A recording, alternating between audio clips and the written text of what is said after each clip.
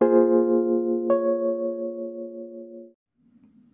Friends, एंडिया channel में आप सभी का स्वागत और अभिनंदन है। आज की वीडियो में आप देख सकते हैं कक्षा 9 की गणित जो है स्टार्ट होने जा रही है, जो पहले अध्याय से अंतिम अध्याय तक चलने वाली है।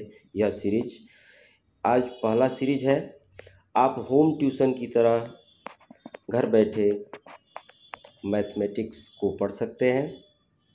तो आइए स्टार्ट करते हैं। पहला चैप्टर है संख्या पद्धति। इस संख्या पद्धति का पहला हेडिंग है प्राकृतिक संख्या। पहला हेडिंग है आपका प्राकृतिक संख्या, जैसा कि स्क्रीन पर आप देख पा रहे हैं। तो प्राकृतिक संख्या होती क्या है, इसको समझा जाए। प्राकृतिक संख्या का मतलब होता है काउंटिंग नंबर। जैसे हम लोग गिनती गिनते हैं 1 2 3 4 ऐसे गिनते हैं 5। तो इन संख्याओं को डॉट डॉट करके इन्फिनाइट तक की जाती है। इन संख्याओं को प्राकृतिक संख्या कहा जाता है। यानी कि counting number is known as natural number. जो प्राकृतिक संख्या है वो गिनती की संख्या होती है, ठीक है। तो इसकी परिभाषा आप बता सकते हैं कि गिनती की संख्याओं को प्राकृतिक संख्या कहते हैं। तो आप इसमें देख रहे हैं यह संख्या शुरू हो रही है 1 से और इसका समापन जो है इन्फिनाइट पर हो रहा है। यानी कि सबसे छोटी, अगर कोई आपसे पूछे कि सबसे छोटी प्राकृतिक संख्या क्या है, सबसे छोटी प्राकृतिक संख्या क्या है, तो आप सबसे छोटी प्राकृतिक संख्या में क्या बताएंगे? 1 बताएंगे। अब माइनस में कभी नहीं बोल सकते हैं, जैसे -1 -3 ये कभी आप नहीं बोलेंगे, ठीक है। आज एकदम रिजिड हो लीजिए कि सबसे छोटी प्राकृतिक संख्या होती है तो ये 1 होती है। लाइफ टाइम ये बात याद कर लेना है। 1 से बड़ा ही प्राकृतिक संख्या होता है, छोटा नहीं होता है, ठीक है। और सबसे बड़ी प्राकृतिक संख्या अगर आपसे पूछा जाए तो आप कहेंगे कि नहीं ज्ञात किया जा सकता, नहीं बताया जा सकता, इसको हम लोग इन्फिनाइट बोलते हैं। तो प्राकृतिक संख्या आप लोगों को समझ में आ गया। अगर कोई भी आपसे पूछे तो आप बता सकते हैं कि गिनती की जो संख्या होती है 1 2 3 4, इसी को हम लोग कहते हैं प्राकृतिक संख्या। सबसे छोटी प्राकृतिक संख्या क्या होती है? 1 होती है। सबसे बड़ी प्राकृतिक संख्या नहीं बताई जा सकती है, ठीक है। प्राकृतिक संख्या अनगिनत है, ठीक है। ये कभी निगेटिव नहीं होती, ये एकदम याद रखना जरूरी है, ठीक है। चलिए नेक्स्ट पेज पे चलते हैं। दूसरा हमारा हम लोगों का ये जो हेडिंग है वो है पूर्ण संख्या, होल नंबर जिसको बोलते हैं। क्या बोलते हैं? होल नंबर, पूर्ण संख्या।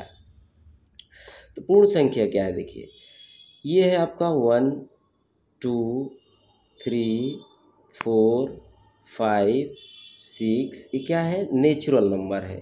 नेचुरल नंबर है, जैसा कि हम लोग पहले पढ़े। ये अधूरा किसके बिना दिख रहा है? जीरो के बिना। तो जब इसके आगे जीरो को भी शामिल कर लेते हैं तो इस संख्याओं के संग्रह को, इस संख्याओं के संग्रह को क्या कहेंगे? पूर्ण संख्या। यानी कि जब प्राकृतिक संख्या के साथ जीरो भी शामिल हो जाता है और इन नेचुरल नंबर के साथ, नेचुरल नंबर यानी प्राकृतिक संख्या को n से रिप्रेजेंट करते हैं, और इसमें जब जीरो को शामिल कर लेते हैं तो ये कुल मिलाकर अब ये कहलाती है पूर्ण संख्या, ठीक है। तो यहाँ सवाल ये है कि देखिए, कोई अगर पूछता है आपसे कि 4 क्या है, 4 क्या है, तो देखिए ये 4 जो है प्राकृतिक संख्या है, पूर्ण संख्या भी है। तो देखिए, सभी प्राकृतिक संख्याएं पूर्ण संख्या होती है, लेकिन सभी पूर्ण संख्या प्राकृतिक संख्या नहीं होती, क्योंकि जीरो को हम प्राकृतिक संख्या नहीं कह सकते हैं। समझ में आ रहा है? तो अब पूर्ण संख्या की डिफिनीशन आप दे सकते हैं आसानी से, जैसे कि एक बार और मैं बता रहा हूँ बोल करके, ठीक है। कहेंगे कि जब जब प्राकृतिक संख्याओं के साथ शून्य को भी शामिल कर लिया जाता है तो इस समूह को पूर्ण संख्या कहते हैं। होल नंबर, इसको जो है होल नंबर को जेड से ऐसे रिप्रेजेंट किया जाता है, जेड से। नेचुरल नंबर यानी प्राकृतिक संख्या को एन से और पूर्ण संख्या को जेड से रिप्रेजेंट कर सकते हैं। ठीक है, आइए नेक्स्ट टॉपिक को देखते हैं हम लोग, पूर्णांक। अगला आपका टॉपिक है पूर्णांक, इंटीजर्स। पूर्णांक क्या होते हैं? तो देखिए, जैसा कि हम लोग नंबर लाइन जानते हैं, नंबर लाइन इस तरह ड्रॉ करते हैं जब, तो यहाँ होता है 0, यहाँ होता है +1, यहाँ होता है +2। ठीक है, इस तरह से +3 ऐसे चलते जाता है। और इधर लेफ्ट में आता है -1, -2, -3, ऐसे डॉट डॉट इन्फिनाइट तक चलता रहता है। ठीक, तो पूर्णांक संख्या का मतलब होता है कि ऐसा कोई नंबर जो पूर्ण रूप से हो, पूर्णांक हो, आधा अधूरा ना हो। जैसे 1/2 ऐसा ना हो, 0.5 ऐसा ना हो, पूर्णांक होना चाहिए, पूरा पूरी होना चाहिए। अब देखिए, इसमें सारी अंक जो है पूर्णांक के रूप में दिख रहे हैं, लेकिन यहाँ से जो इधर देख रहे हैं ये सब पॉजिटिव है, इसलिए इसको बोलते हैं धन पूर्णांक। इसको क्या बोलेंगे? धन पूर्णांक इसको बोलेंगे। ठीक है ना। और जो इधर दिख रहा है इसको बोलते हैं ऋण पूर्णांक, इसको ऋण पूर्णांक बोलते हैं। ठीक, और ये 0 का चिन्ह ही नहीं पता है कि ये धन है कि ऋण है, इसलिए इसको बोलते हैं चिन्ह रहित पूर्णांक। क्या बोलेंगे? चिन्ह रहित पूर्णांक। ठीक है ना। तो पूर्णांक आप देख सकते हैं 3 प्रकार के होते हैं, एक धन पूर्णांक, एक ऋण पूर्णांक और एक चिन्ह रहित पूर्णांक। आपसे क्वेश्चन पूछेगा पूर्णांक कितने प्रकार के होते हैं, तो जवाब मिलेगा 3 प्रकार के। कौन कौन से होते हैं? तो पहला धन पूर्णांक, ठीक है, धन पूर्णांक, दूसरा ऋण पूर्णांक और एक चिन्ह रहित पूर्णांक होता है। अब क्वेश्चन हो सकता है कि चिन्ह रहित पूर्णांक कौन है? तो शून्य है, क्योंकि शून्य के आगे प्लस है कि माइनस पता नहीं चलता है। जैसे मान लीजिए 8 में से शून्य घट ऐसे सब्ट्रैक्ट करते हैं तो 8 ही आएगा। 8 में अगर 0 जोड़ते हैं तो ये अभी 8 ही आएगा। तो 0 के आगे प्लस है कि माइनस, ये क्लियर नहीं होता है, इसलिए इसको चिन्ह रहित पूर्णांक कहते हैं। समझ में आ रहा है? तो सबसे पहले पूर्णांक की परिभाषा आपको मालूम होना चाहिए। पूर्णांक किसे कहते हैं? तो जो संख्याएं पूर्णांक के रूप में होती है, यानी पूरा पूरी होती है, कंप्लीट होती है, वह पूर्णांक होती है। दशमलव में जैसे कि नहीं हो सकती है, फ्रैक्शन के रूप में, भिन्न के रूप में नहीं हो सकती है। ठीक है, और ये 3 प्रकार की होती है, एक धन पूर्णांक, एक ऋण पूर्णांक और एक शून्य। यानी शून्य से बड़े अंकों को हम धन पूर्णांक कहेंगे, शून्य से छोटे अंकों को ऋण पूर्णांक कहेंगे। ठीक है, समझ में आ रहा है? नेक्स्ट टॉपिक की ओर चलते हैं हम लोग। अगला टॉपिक आपका है परिमेय संख्या। ठीक है, परिमेय संख्याएं, रेशनल नंबर जिसको बोलते हैं, रेशनल नंबर इसको इंग्लिश में बोलते हैं, और ऐसे परिमेय संख्या बोलते हैं। तो इसका डिफिनीशन है कि परिमेय संख्या क्या है? तो ऐसी संख्याएं जिसको p/q के रूप में लिखा जा सके। ठीक है, यानी फ्रैक्शन के रूप में लिखा जा सके, जहाँ p और q दोनों क्या होना चाहिए? पूर्णांक होना चाहिए। ये दोनों जो है इंटीजर होना चाहिए, पूर्णांक होना चाहिए। ठीक, और ये पी क्यू में एक और रिलेशन होना चाहिए कि पी क्यू जो है सहअभाज्य होना चाहिए, सहअभाज्य होना चाहिए। सहअभाज्य का मतलब क्या होता है समझा जाए? को प्राइम नंबर इसको इंग्लिश में बोलते हैं। जैसे 3, 5, ये क्या है? को प्राइम है, सहअभाज्य, क्योंकि एक से दोनों कटेगा और किसी अंक से नहीं। देखिए जैसे 7, 9, एक से कटेगा, एक 7 7, एक 9 9। तो ऐसा कोई अंक नहीं होना चाहिए जो एक के अलावा किसी अन्य अंक से कट जाए, तो क्या बोलेंगे? और एक तीसरा शर्त और भी इसमें है कि q = not 0, नीचे यानी हर कभी शून्य नहीं होना चाहिए, जो डिनोमिनेटर है वो कभी शून्य नहीं होना चाहिए। आप जैसा कि जानते होंगे ऊपर वाले इस नंबर को न्यूमरेटर बोलते हैं अंश, और नीचे वाले को डिनोमिनेटर बोलते हैं हर, ठीक है ना। तो एक बार और इसको समझने की कोशिश किया जाए कि परिमेय संख्या किसे कहते हैं, ठीक है। तो ऐसी संख्या जिसको p बाई क्यू के रूप में लिखा जा सके, जहाँ p q क्या हो, पूर्णांक होने चाहिए, पूर्णांक होनी चाहिए। दूसरी शर्त कि p q जो है सह अभाज्य होनी चाहिए, सह अभाज्य संख्या होनी चाहिए, और q equal to not zero होना चाहिए। तो ऐसी संख्या को हम परिमेय संख्या बोलते हैं।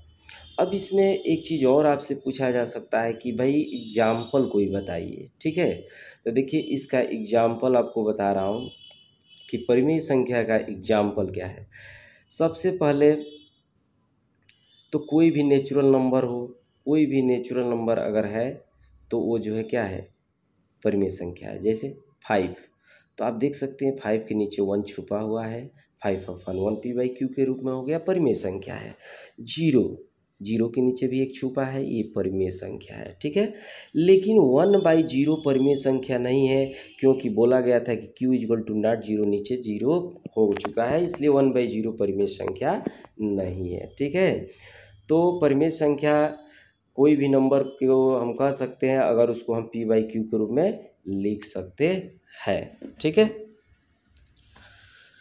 तो परिमेय संख्या आप लोगों को समझ में आ गया होगा। कोई भी पूछे तो आप बता सकते हैं कि रेशनल नंबर क्या है, एग्जाम में लिख सकते हैं रेशनल नंबर क्या है, कि ऐसी संख्या जिसे p बाई क्यू के रूप में लिखी जा सके, जहाँ p q क्या होना चाहिए, पूर्णांक होना चाहिए, और p q और क्या होना चाहिए, तो सहअभाज्य संख्याएं होनी चाहिए। जैसे 3 5 ना, 2 7 ऐसे होना चाहिए जिसको केवल एक से एक साथ घटाया जा सके। और तीसरा शर्त है कि q equal to not zero, q कभी जीरो नहीं होना चाहिए। ऐसी संख्याओं को परिमेय संख्या कहते हैं, ठीक है। नेक्स्ट क्वेश्चन की ओर चलते हैं। नेक्स्ट क्वेश्चन ये जो है आपका टॉपिक है तुल्य परिमेय संख्या, ठीक है। तुल्य परिमेय संख्या का मतलब क्या होता है, देखिए तुल्य परिमेय संख्या का मतलब होता है कि जैसे मान लीजिए 3/5 आपका परिमेय संख्या है, ठीक है ना, 3/5 परिमेय संख्या है। तो अगले टॉपिक में हम लोग तुल्य परिमेय संख्याएं ज्ञात करना सीखेंगे। जैसे कि पिछले टॉपिक में हम लोगों ने देखा कि परिमेय संख्या p बाई क्यू के रूप में रहती है, ठीक है। जैसे 2/3, इस तरह से 2/3 ये क्या है, परिमेय संख्या, क्योंकि p बाई क्यू के फॉर्म में है। लेकिन जब किसी परिमेय संख्या का तुल्य परिमेय संख्या ज्ञात करने को बोले इक्विवेलेंट रेशनल नंबर, तो इसका मतलब होता है कि इस दिए गए परिमेय संख्या के अंश और हर में, न्यूमरेटर एंड डिनोमिनेटर में सेम किसी नंबर से मल्टीप्लाई करना है। जैसे 5 से मैं मल्टीप्लाई कर दे रहा हूँ, तो 5 दूनी 10 और 5 तिहाई 15, ये क्या है 10/15, 2/3 का इक्विवेलेंट रेशनल नंबर कहलाएगा तुल्य परिमेय संख्या। कोई ज़रूरी नहीं है कि मैं 5 से ही गुणा करूँ। जैसे 2/3 है, इसका तुल्य परिमेय संख्या ज्ञात करना है तो मैं 6 से ऊपर नीचे गुणा कर सकता हूँ। तो इस तरह से आपका आ जाएगा 12/18। तो किसी एक परिमेय संख्या की अनंत तुल्य परिमेय संख्याएं ज्ञात किया जा सकता है। समझ में आ रहा है। तो आप किसी भी परिमेय संख्या का तुल्य परिमेय संख्या की जांच कर सकते हैं। अगर मान लीजिए आपको ये जांच करना है कि 2/3 का तुल्य परिमेय संख्या ये है कि नहीं, तो इसको कटा करके छोटा करेंगे। देखिए 5 दूनी 10 और 5 तिहाई 15। अगर कटाने के बाद इतना आता है, इसका मतलब इसका तुल्य परिमेय संख्या ये है, ठीक है। अब जो है अगले टॉपिक में हम लोग सीखने वाले हैं कि जैसे हेडिंग में यहाँ पर आपको दिख रहा होगा कि जब एक परिमेय संख्या ज्ञात करनी हो, कहाँ, तो दो परिमेय संख्याओं के बीच, यानी कि दो परिमेय संख्या, जैसे मान लीजिए 1/4 हो गया और यहाँ पर एक 3/4 हो गया, ठीक। और इसके बीच में एक परिमेय संख्या ज्ञात करने को बोल दिया जाए। आपको जानकारी के लिए बता दूं कि किसी भी दो परिमेय संख्याओं के बीच इसमें अनंत परिमेय संख्याएं होती है। कितनी होती है? अनंत परिमेय संख्याएं होती है। तो यहाँ पर केवल एक परिमेय संख्या पूछ सकता है, कभी दो चार पूछ सकता है। तो अभी हेडिंग के हिसाब से केवल एक परिमेय संख्या इसमें ज्ञात करना आपको सिखा रहा हूँ। तो जब कभी दो परिमेय संख्याएं दे करके उसके भीतर जो है एक परिमेय संख्या ज्ञात करना हो रेशनल नंबर, तो इसका फार्मूला है 1/2 x प्लस वाई। ठीक है, यानी कि दोनों ये नंबरों को जोड़कर 2 से भाग दे देने से उसके मध्य की परिमेय संख्या ज्ञात हो जाती है। जैसे एग्जाम्पल देखा जाए, एग्जाम्पल में ये ले सकते हैं, जैसे यही नंबर मैं ले रहा हूँ 1/4 और यहाँ है आपका 3/4 और इसके बीच परिमेय संख्या अगर पूछ दिया जाए तो आप कैसे परिमेय संख्या को निकालेंगे? तो 1/2 ब्रैकेट में 1/4 प्लस 3/4 ऐसे कर देंगे। तो ये हो जाएगा 1/2 ब्रैकेट में 4/4, ये कट जाएगा, आपका हो गया 1/2। तो 1/2, 1/4 और 3/4 के बीच की परिमेय संख्या है। तो आप जो है किसी भी दो नंबर के बीच पर एक परिमेय संख्या निकालना हो तो दोनों को जोड़ करके 2 से भाग, 1/2 का मतलब क्या होगा? 2 से भाग करना यानी हाफ कर देना है। ठीक, तो इस तरह से परिमेय संख्या ज्ञात हो जाएगी। अब जो है नेक्स्ट टॉपिक पे आते हैं। देखिए यहाँ पर आपका हेडिंग लिखा गया है कि जब एक से अधिक परिमेय संख्याएं ज्ञात करनी हो, यानी कि दो परिमेय संख्याओं के बीच एक से अधिक परिमेय संख्याएं ज्ञात करनी हो तो कैसे ज्ञात करेंगे? जैसे मान लीजिए आपका जो है एक से एक नंबर है और एक वाई आपका नंबर है, परिमेय संख्या है जो एक्स और वाई है, और इसके बीच में मान लीजिए n+n परिमेय संख्याएं ज्ञात करनी है। कितनी ज्ञात करनी है? n परिमेय संख्या आपको ज्ञात करनी है। तो इसके लिए क्या करेंगे? सबसे पहले एक टॉपिक इसमें लिख लेंगे d, और d निकालने का फार्मूला है y-x/n+1। अब यहाँ पर ध्यान देने योग्य बात है कि ये दो नंबर जो देगा परिमेय संख्या, उसमें y जो है x से बड़ा होना चाहिए, क्योंकि यहाँ लिखा गया है y-x यानी y>x होना चाहिए। ठीक है, और नीचे देखिए जितनी परिमेय संख्या कहेगा उससे एक अधिक से जो है भाग दे देना है, यहाँ से d निकल जाएगा। ठीक है, और जब d निकल जाएगा तो पहली परिमेय संख्या मान लीजिए p1 पूछेगा तो आपका हो जाएगा x प्लस डी, यानी x आपको छोटी वाली संख्या रहेगी और जो d का वैल्यू निकालेंगे उसमें जोड़ देंगे तो पहली परिमेय संख्या। इसी तरह दूसरी पूछेगा तो x प्लस 2d, यानी d के दोगुना जोड़ देंगे, जो ये आया रहेगा उसका डबल जोड़ देंगे, निकल जाएगा। इस तरह से सुआन आपका हर परिमेय संख्या बताई जा सकती है, जैसा कि एग्जाम्पल के माध्यम से समझा रहा हूँ। ठीक है, एग्जाम्पल समझ में आएगा। ऐसे तो ये फार्मूला आपको याद करना पड़ेगा, डी निकालने का ये फार्मूला y-x/n+1, उसके बाद से पहली परिमेय संख्या x प्लस डी, दूसरी संख्या x प्लस 2d, तीसरी x प्लस 3d, ऐसे होती रहेगी। ठीक है, तो आइए यहाँ पर आपको एक एग्जाम्पल करके मैं बता रहा हूँ। जैसे मान लीजिए क्वेश्चन मिला कि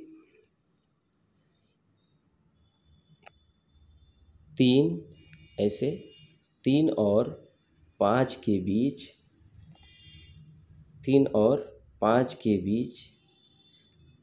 4 परिमेय संख्याएं ज्ञात कीजिए। 4 परिमेय संख्या ज्ञात कीजिए, ये क्वेश्चन मिला आपको, इसको हल करना सीखना है। परिमेय संख्या ज्ञात कीजिए। ठीक है, तो इसके लिए हम क्या करेंगे? सबसे पहले डी निकालेंगे। डी निकालने का फार्मूला देखिए y-x/n+1। ठीक है, दैट इम्प्लाइज y क्या है? 5 है, x क्या है? 3 है, n+1 4 निकालना है ना, 4 धन 1।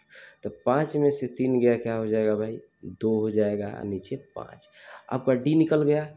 डी जब निकल गया तो आपको पहली परिमेय संख्या जब पूछेगा तो P1 बराबर क्या फार्मूला था, x प्लस डी, ये था ना, x प्लस डी। तो x के जगह पर क्या है देख लीजिए, x के जगह पर आपका 3 है, 3 हो गया। इसमें डी जोड़ दे रहा हूँ, 2/5, तो हो जाएगा 15 2 17/5। समझ में आ रहा है। इसी तरह दूसरी परिमेय संख्या P2 पूछेगा। अब तो आप समझ गए होंगे कि x प्लस 2d कर देंगे।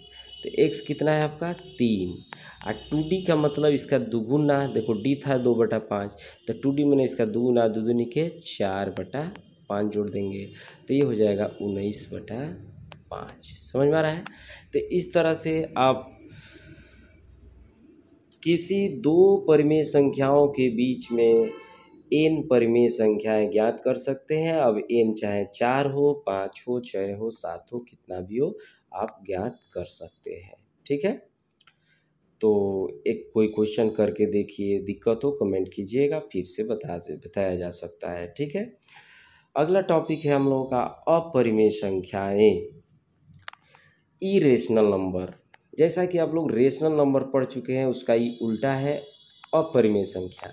तो अपरिमेय संख्या की परिभाषा कैसे देंगे, जैसे परिमेय संख्या में आपने पढ़ा कि जिसे p/q के रूप में लिखा जा सकता है उसे परिमेय संख्या कहते हैं। तो इसमें वही परिभाषा देंगे कि जिन संख्याओं को p/q के रूप में, p/q के रूप में नहीं लिखा जा सकता है। ठीक है ना, नहीं लिखा जा सकता, नहीं लिखा जा सकता। भाई लिखावट पर ध्यान मत दीजिएगा, मोबाइल स्क्रीन पर लिखने में दिक्कत होती है। नहीं लिखा जा सकता उसे अपरिमेय संख्या कहते हैं। ठीक है, यानी परिमेय संख्या का उल्टा बोलना है। जिन संख्याओं को p/q के रूप में नहीं लिखा जा सकता उसे परिमेय संख्या कहते हैं। अपरिमेय संख्या का मैं जो उदाहरण दे रहा हूँ बहुत इम्पोर्टेंट है। एक है आपका करड़ी। कोई भी करड़ी संख्या होती है ना, वो अपरिमेय होती है, जैसे √5, √3, ये सब क्या है, परिमेय संख्या है। दूसरा परिमेय संख्या का उदाहरण है पाई।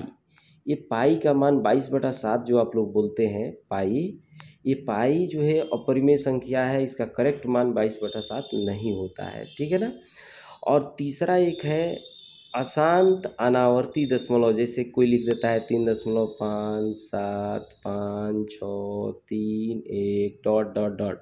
देखिए ना, ये रिपीट कर रहा है ना ख़त्म हो रहा है, तो ऐसे दशमलव संख्याओं को भी अपरिमेय संख्या कहते हैं। तो परिमेय संख्या के 3 ही ये उदाहरण है, दिमाग में रख लीजिए। एक करणी संख्या, एक पाई, और एक अशांत अनावर्ती दशमलव।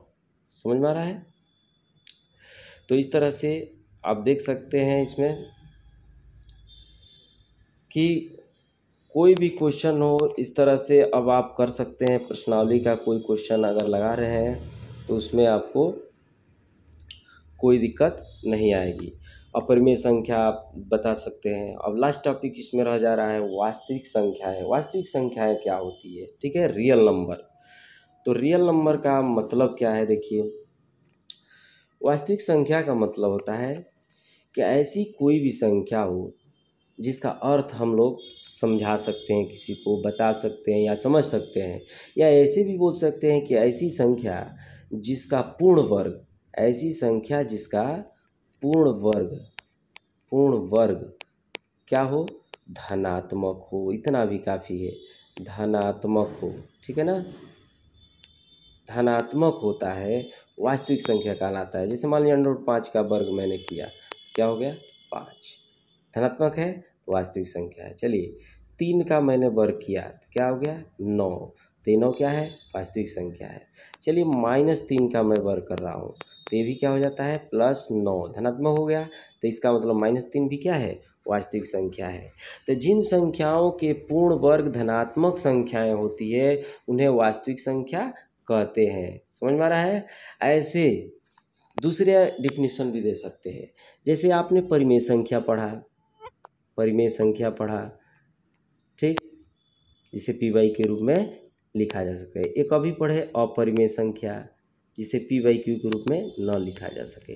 ये परिमेय संख्याएं और अपरिमेय संख्याएं जब मिल जाती है ना, तो टोटल मिलाकर क्या कहलाती है, वास्तविक संख्या।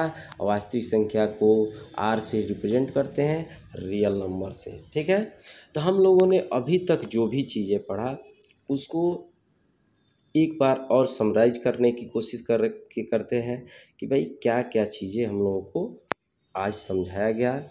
इतना आपका तैयारी होना चाहिए, तो हम प्रश्नावली के क्वेश्चन लगा सकते हैं, ठीक है। जैसे सबसे पहले आप लोगों को इसमें बताया गया प्राकृतिक संख्या, ये क्लियर है। देखिए प्राकृतिक संख्या किसे कहते हैं, प्राकृतिक संख्या, तो आपका प्राकृतिक संख्या क्लियर होना चाहिए। दूसरा आपका था पूर्ण संख्या। पूर्ण संख्या, जब जीरो को शामिल कर लिए थे प्राकृतिक संख्या में तो इसको क्या बोले थे, पूर्ण संख्या। जैसे 1 2 3 ये से है, जीरो इसमें शामिल कर लिए थे, क्या हो गया आपका जो है पूर्ण संख्याएं हो गई, ठीक है। उसके बाद से आपको पूर्णांक बताया गया। पूर्णांक संख्या क्या होती है, 3 प्रकार की होती है, धन पूर्णांक, ऋण पूर्णांक और चिन्ह रहित पूर्णांक, जीरो, ठीक है ना। इसके बाद से आपको परिमेय संख्या बताया गया कि परिमेय संख्या क्या होती है, क्लियर है। उसके बाद से आपको अपरिमेय संख्या बताया गया कि अपरिमेय संख्या क्या होती है। उसके बाद से आपको तुल्य परिमेय संख्या निकालना सिखाया गया, सब याद आ रहा है। जैसे अंश और हर में किसी सेम नंबर से गुणा करके तुल्य परिमेय संख्या ज्ञात कर सकते हैं। उसके बाद से पढ़ाया गया कि किसी दो परिमेय संख्या के बीच में एक परिमेय संख्या कैसे ज्ञात करेंगे। उसके बाद टॉपिक था कि किन्हीं दो परिमेय संख्याओं के बीच में n परिमेय संख्या कैसे ज्ञात करेंगे। और लास्ट टॉपिक आपको दिख रहा है यहीं पर वास्तविक संख्याएं। अगर ये अच्छा लगा हो, वीडियो अच्छा लगा हो तो भाई लाइक कीजिए और नेक्स्ट वीडियो का वेटिंग कीजिए। नेक्स्ट वीडियो में आपके एक्सरसाइज के क्वेश्चन जो है हल कराए जाएंगे, ठीक है। तो इसी के साथ इजाज़त दीजिए, धन्यवाद।